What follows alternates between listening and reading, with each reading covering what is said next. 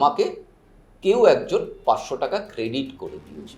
এই যে 500 টাকা ক্রেডিট করছে, একটা প্রত্যেক মানুষের সাইকোলজি ওটা সঙ্গে সঙ্গে আমরা গুগল পেতে গিয়ে ট্রানজাকশন হিস্ট্রি চেক করব, চেক করে দেখব কে পাঠাবে। তার ফলে কি হবে, ট্রানজাকশন হিস্ট্রি করতে গেলেই আমরা পিন দেব, পিনটা দিলেই কিন্তু আপনি হ্যাক হয়ে গেলেন।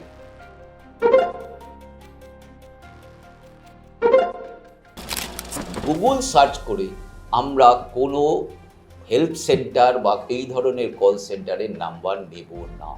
ব্যাংকের রুলস কি বলে? অনলাইন কি এই ধরনের কেওয়াইসি আপডেট করার কথা, নাকি এটা প্রতারণার একটা ফাঁদ? কারণ কথা বাড়ালেই কিন্তু সময়টা চলে যাবে, সে কিন্তু ওখান থেকে চেষ্টা করবে আপনাকে অ্যাক্সেস করার।